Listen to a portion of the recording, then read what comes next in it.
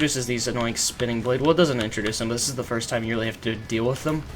The spinning blade traps are really annoying because they do a lot of damage, and if you get caught on them, you basically just start spinning around because they're programmed in a really weird way, just like 90% of the things in this game. This game is really cool, but there are a lot of bugs with this game and a lot of really annoying design elements that never got changed. So, yeah. That rocket jump I did skips a lot of going up and down stairs and collecting a key, I think. It's really nice. But those these are the spinning blade traps I was talking about earlier. And now we have to dodge a lot of them. There's a slightly faster way to do this with a rocket jump, but it's really finicky with a split missile. So I'm not going to do it right now. Hopefully I get this. Alright, and so we're going to hit that switch from the other side instead of having to go all the way around to get it. Saves a little bit of time. So does that. That's a great little rocket jump right there. And now we're going on to the first boss level of the game. This is General Darion. General Darion is, in casual play, probably the best designed boss in the game. And he's a pretty good, he's not too bad for speedrunning. Like, he's one of the bosses where the least amount of problems can happen, I think. Alright, so we're going to take out these guys first with the flame wall. Pay attention because this is the only time we're ever going to use the flame wall in the run. And it's one of my favorite weapons in Rise of the Triad, because it literally just shoots a wall of fire. But it also has a secondary firing mode, which fires like a Needler-esque type of attack. It's a little strange, but it's really useful here. And Darion is in 3 phases for this fight, so first phase we just gotta use the flame wall, and now we're gonna use split missiles for this. And now the second phase is a lot harder than the first one because Darion shoots rockets at you. Okay, I guess I died. That's pretty awful. Alright, that's an unfortunate time loss. There's quick saving in this game, by the way, but you can't use it in boss fights. For whatever reason. That is a game design element that they said was totally acceptable. Before version 1.3 of this game, there actually weren't quick saves. It all ran on a checkpoint system, which is really bad.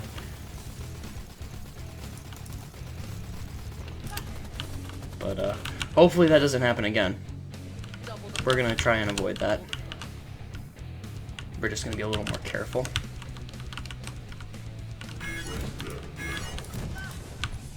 Right.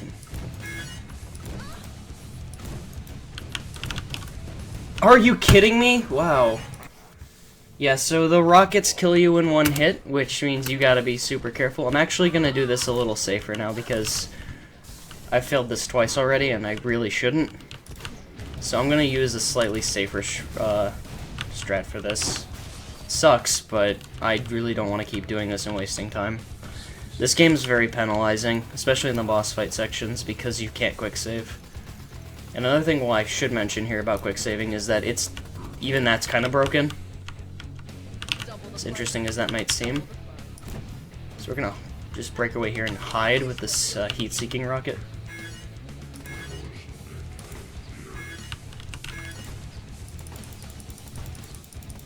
This will not be the fastest way to kill him, but it will do some good damage. So this kind of sucks. The third phase is really easy though, so I shouldn't have to worry about it.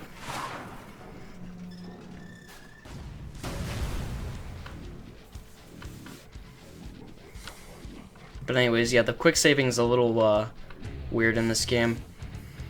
Because you can't quick save on certain surfaces of the map, for whatever reason.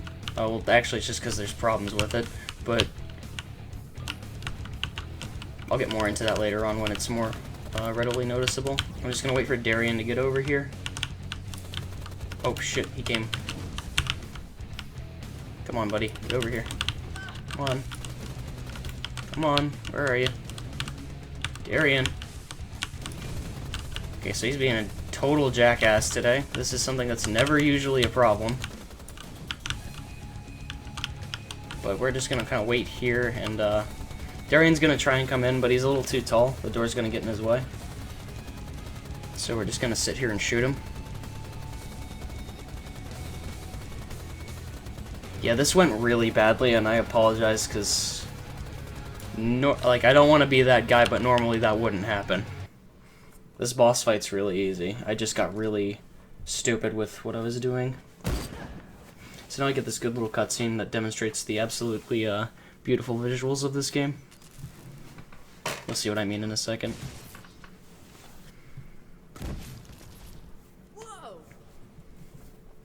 I should also mention that this game's... the worst part about running is there's a lot of things that can just go wrong for really stupid reasons. And sometimes it's not... there's not really anything you can do about it. So hopefully we don't have too many more of those, because that was pretty bad. So now we're going on to episode 2.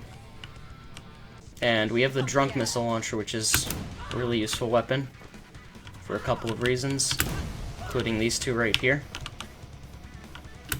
So let's just boost to this part of the map, which is going to let us boost out of bounds here. Just gotta set this up properly, if I can. There we go. A quick save in case I screw this up. There we go, that's good. And one more. We're just going to dispose of that because we're going to pick up another one later, but if you don't pick up... or if you pick up a drunk missile launcher with, without it be... or if you have it with still full of ammo, it won't fully replenish the ammo in the drunk missile launcher, which is really strange. I'm taking a lot of damage, I gotta be careful here. Also, I forgot to mention something, there's 5 playable characters in this game. I play as Lorelei because she's the fastest, but she also has the lowest health, so you do have to be a little bit careful. Yeah, dude, let me know when I can read the donation. Oh yeah, sure, hold on one second. Let me get to the end of this map.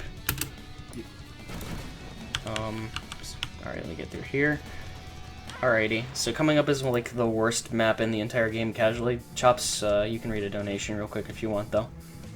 Alright, we got $4 from an anonymous that says thanks for the race. Very nice. So yeah, this is the room. The room is casually the worst level in this entire game. Conceptually, it's really cool because it's based on purely platforming and dodging traps, which is how it was in the original Rise of the Triad. But all the platforming is really bad. Like, a lot of the trap setups are really poorly designed. So, forget that. We're just gonna skip straight to the end. Hopefully, if I can set this up correctly. There we go. Just gonna squeeze right through there. But yeah, this skip is really nice because it does, as I say, skip the worst level in the game.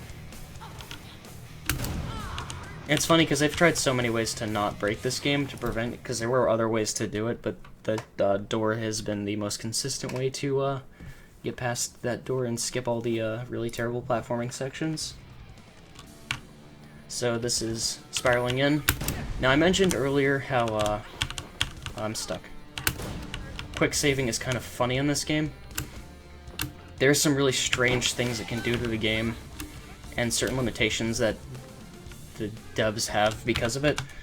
One of the ones they've managed to miss is us being able to just walk through this wall by quick saving and quick loading. And because of that, we're skipping a lot of assets in later portions of the level. So as you can see, a lot of things are missing here. And we just made that drop. We can, we want to try and beat that gate from closing, otherwise we have to go hit a switch to reopen it. It's a pretty tight window to do that.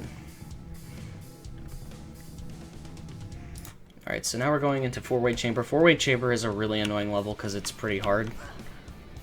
And for the longest time, there were no real skips in this level. But again, the magic of quick saving and quick loading right here. Normally we're supposed to hit a bunch of switches that eventually lead to this one going up and down like that. And yeah, just by quick saving, quick loading, it just breaks it for some reason. Alright, I'm gonna kill him and get this health because I need it. One other mechanic about this game, which was in the original Rise of the Triad, is if you fire explosive weapons at food, which is your healing items, it will cook them and make you heal even more, so that's kind of cool. And coming up here is one of the worst jumps in the entire... I did not mean to do that. Alright, that's not going to be an issue, though. I accidentally slipped and hit the quick load button here. That I did not mean to do. But This is one of the worst jumps in the game. I like lost all my movement for some speed for some reason on that jump. I don't know why. But yeah, getting through that door is a lot harder than it looks. Because you just barely fit in there.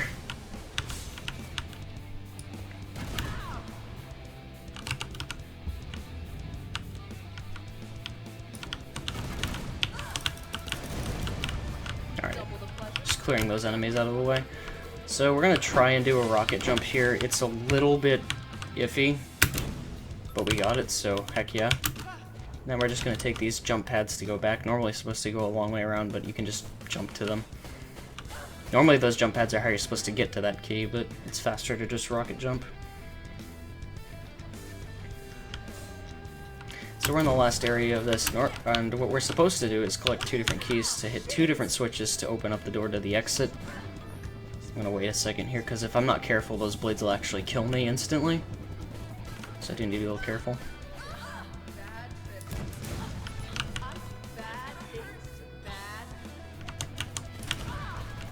Oh, come on, get out of here.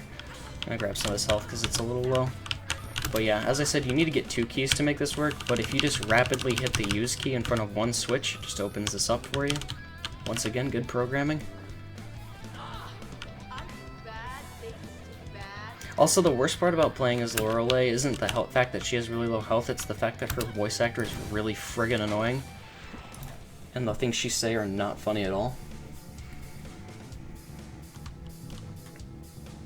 Alright, so we're going on to the second boss. This is not a hard boss at all. He's definitely the easiest boss in this entire game.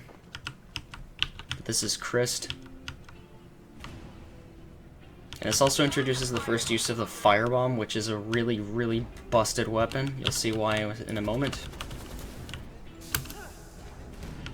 But what we have to do is get Chris to shoot at these little things that recharge his energy. However, the problem is, sometimes, for whatever reason, he will shoot at it and it won't destroy them. So it's a little bit buggy and kind of annoying, because... yeah. If you do that and he misses too many times, he has to recharge, and it's a really annoying waste of time.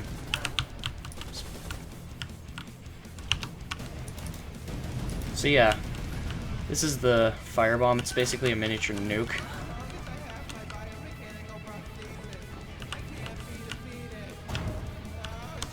And also, where's he at? Chris? Hello? He flew really slow down there. That normally doesn't happen. But we need to make sure we get this drunk missile at the end of each boss fight, because the start of each episode basically requires drunk missiles for some cool skips, because the drunk missile sends you really far. But that was Chris, so now we're done with episode 2. And now we're gonna go to episode 3, which introduces robots into the game. There's 2 types of robots. There's just ordinary robots and the ballistic craft, which fires missiles. Fun fact, in the original Rise of the Triad, ballistic crafts are unkillable, so they're the worst thing to come in contact with in the game.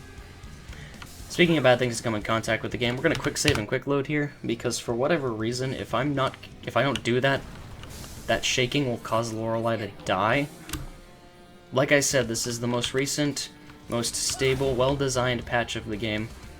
And this happens in other patches of the game, but it always happens on this patch for some reason. Which is why I wish I could down patch the game to like 1.4. It would be so convenient. Alright, so this part is really annoying. Like, really annoying.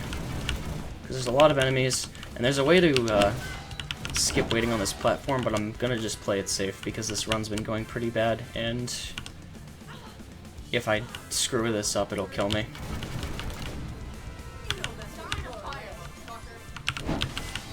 Also, this game has a lot of curse words, so if you're offended by that kind of thing, I'm really sorry. And by sorry, I mean it's 2017 for fuck's sake, and you're on Twitch.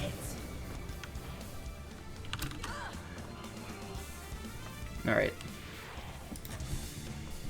So So now we're going on to the next level of episode 2.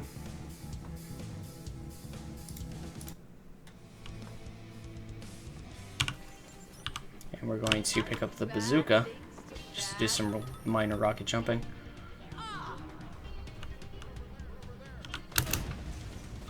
And we want to avoid that weapon on that little bunker thing because it's a weapon they introduced in 1.4 called the Doomstick.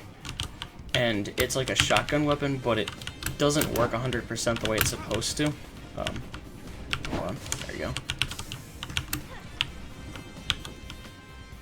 So yeah, we try to avoid that at all costs. Come on, there we go. Alright. So this is a really annoying section right here because, wow, that was really silly. Yeah, those platforms is all like actual space in between them, so you don't have smooth movement over them whatsoever. You're right, I can't say bad words on the stream, I'm so sorry. Alright, I'm gonna hopefully not fuck this up. There, I already blew it. Sorry guys. Did it again. This section, like I said, is just kind of annoying because it's a bunch of platforms with a bunch of really awkwardly spaced things, and air control with platforming is awful in this game, to put it nicely. Especially when you play as the fastest character. Wait. No, this is not the original game, unfortunately. I like the original game a lot, though. Speedrunning the original game is really hard, though, because there's a lot of randomness to it. And one boss fight in particular in episode 3 that's really stupid. Alright, so I'm gonna save here in case this goes badly. Which I can't honestly say. I wouldn't be surprised if it went badly at this point. Not a big deal, though. I only just recently got into running this game again, so I'm very rusty, and there's a lot that's different than what I'm used to. So now we gotta wait on this really long, slow elevator ride to the bottom at the end of the level. Well, in theory we could, or we could just do this. And just fall straight to the end. There's a reason they don't want you saving on moving platforms in this game.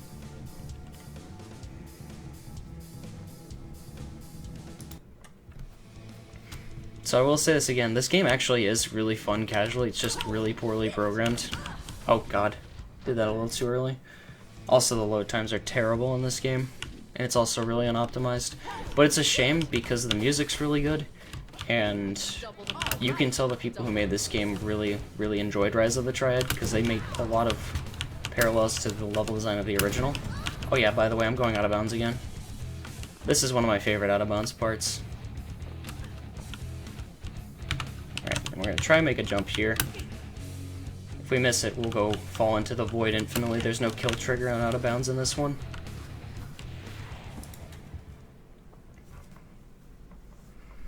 So yeah, that was a fun map. Now we're going to clear and present dangers. This one is a map where there's a lot of things that can go wrong, and it has one of the hardest out of bounds in my opinion to do. But it involves the combination of pretty cool things to make it happen. But we'll worry about that when it gets to it.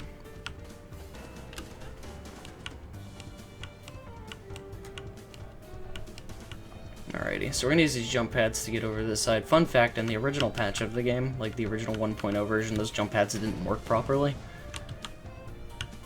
So like when I was playing this casually the first time, I got to that point and literally had to stop because I couldn't finish the level. Alright, try and get out of the blood. I'm safe here in case this goes badly. So Rise of the Triad has some cool power-ups. This one is Mercury mode, which allows you to fly, but the downside to it is the controls for flying are really bad. Much like everything else in this game. Also, you can turn into a dog. Dog mode's another power-up. We'll see it again later on, though. But yeah, how many games have you played recently where you can turn into a flying dog? Please enlighten me. I am like stuck. Okay, cool. The plus side with dog mode is that you don't take any damage. You are completely invulnerable, just like a regular dog.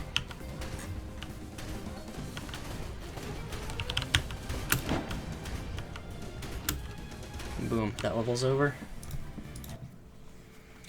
And of course, we have to face a boss at the end of each episode, and this one is probably the most difficult as far as speedrunning goes, because if one thing goes wrong with it, you have to basically do the entire thing over. Luckily, it won't waste as much time as Darion would have, but this boss is a pain in the butt, because he has a lot of health, and his attacks just murder you. This is enemy. In the original Rise of the Triad, he's like legitimately stupid.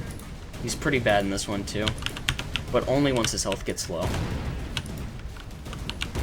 Because then he starts throwing out homing missiles that you can't dodge, and they kill you really quickly. But that went really well, which is a surprise considering how many other things went badly. But you have to land all 7 of your firebomb shots perfectly on him, otherwise he doesn't get killed instantly. And if you don't kill him instantly, it's an absolute nightmare to do it afterwards.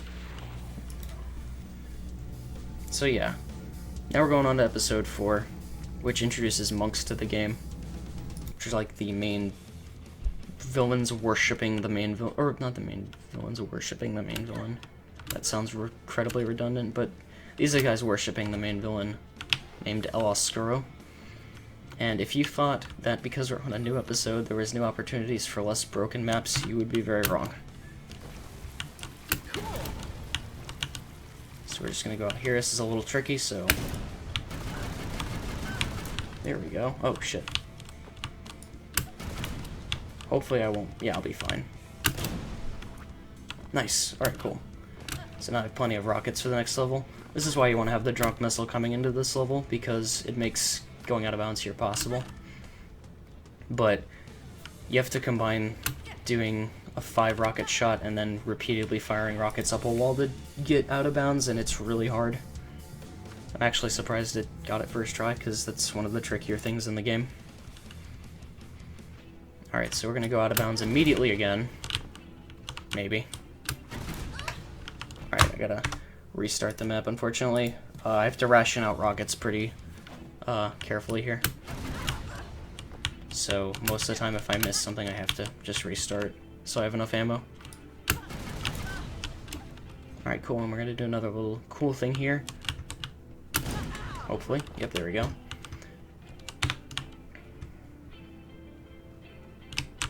Come on. We gotta do this a very particular way. Otherwise it doesn't work. There we go. Got it. So that out of bounds and going in through that window basically sends us to the very last part of the level. It's kind of cool. And we can just jump over that gate, which normally you're supposed to hit 4 different switches to lower. So yeah. Pretty fast map. That went really well. So now we're on Backfire. Backfire is another really straightforward map. The key we need is right up there, but we actually can't get to it. There's an invisible wall, and if you try to go past it, the game will give you a message saying it's not that easy, pal. Or something like that. But, yeah.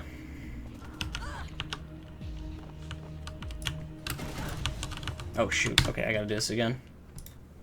No, I don't want to restart map. Jesus, I want to just restart the checkpoint. I need to get this power-up up here. It's dog mode. I missed it so much that I need to use it again. This is great because it actually lets you realize how good dog mode is without having to fly around to use it. Dog mode makes you really fast, and like I said before, it makes you invulnerable to damage. The only ways like you can die in dog mode is if you actually hit a legitimate like out of bounds kill trigger. But controlling the dog can be a little bit tedious because, again, platforming and controls in this game aren't great, and you move really fast, so... What am I doing? Alright. But again, like, seriously, how many games have you played recently that you play as a dog like this? I bet you can't even name 5. Also, we picked up the Dark Staff. This is a really useful weapon. Mostly because we'll be using it for, the final boss. But it kind of acts like a lightning gun that locks onto enemies, which is pretty cool. Alright, so coming up here is the second to last level. This one is another, like, series of platforming trials kind of level. And for the longest time, there weren't any skips. And actually, this level is where people initially found how to use Drunk Missile to skip sections. So we save a lot of time. Oh, wait, wrong way. By rocket jumping up here with the Drunk Missile. It's the only weapon you have that can get you high enough to do that. That's not good. I have all my weapons, right? Okay, cool. Cool. And now we're going to do a little trickier rocket jump. This one requires a bit of a setup. To get up there. And then get this key. So now we have the 2 keys to end the level. That's pretty cool.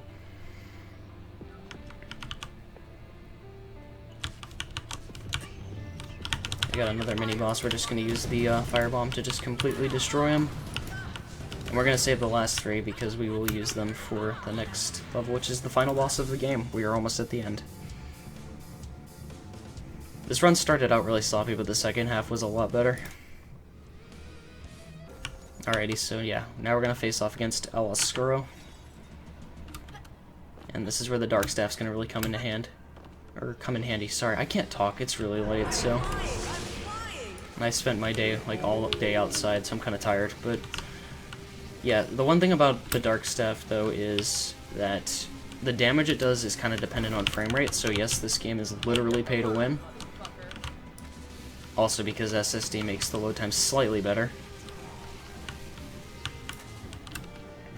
But yeah, you want to have high FPS when you're using the Dark Staff against Elos Scuro, so you can get as much damage as possible on him. And now, it's time for the last actual fight. Or the last part of the final fight. I can't talk, Jesus Christ. Hopefully this doesn't happen later when I have to run other games. Oh shoot. I actually have to restart the checkpoint. I accidentally grabbed the rocket launcher. That's not what I want. I wanted to keep those, the firebombs. Yeah, this is the main villain right here, Elos Scuro. He has a lot of health, though, so... We're gonna be combining, just using the remaining ammo we have with the Dark Staff, as well as the, I don't actually know what killed me there. I'm gonna be completely honest. Yeah, the game's really buggy. Unfortunately, it's just a really poorly programmed game. It's fun when it works, but... The annoying thing about Elos Scuro is he has this move where he pulls you in, like with telekinesis or something like that. I don't actually know. Elos Scuro is kind of an interesting fella. You know, when he's not trying to take over the world and shit. He's probably not that bad, but...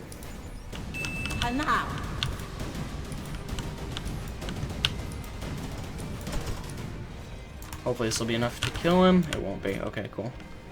So now I gotta go get one more firebomb. Which I'll have to go out of my way to get, unfortunately. Also, time's gonna come up once he's dead. Oh my god, it just went right through him. Time. So that was Rise of the Triad. It wasn't the best run I've done, but...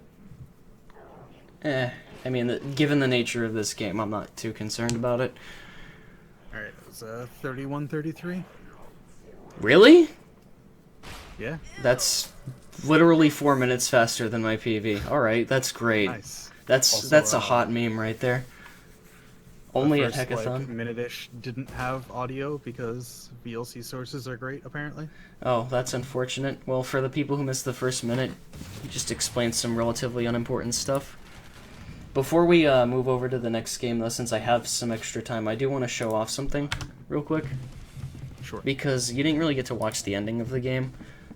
We're going to go ahead and watch the best ending of the game that you can get.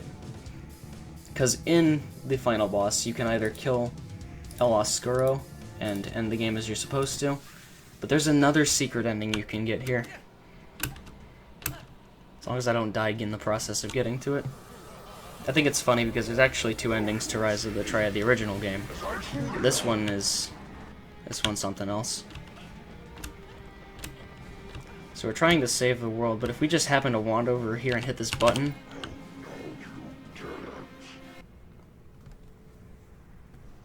we just kill everyone in LA, and that's the other way to end the game. So yeah, I hope you guys enjoyed that. If you are around later tonight, you'll be in time for me doing the Star Wars Power Hour, and that's going to be pretty cool too. But in the meantime, if you like the game with dogs, which I just played, you'll be happy to know that Swags the dog is going to be doing a run next, if I'm not mistaken. Our own good boy, Swags the dog, is going to be running Fallout 3 all quests, joined by Pro Gaming with Ed for commentary. Thank you, the Psychoripper. No problem. Rise of the Triad 2013. Everybody enjoys the next run.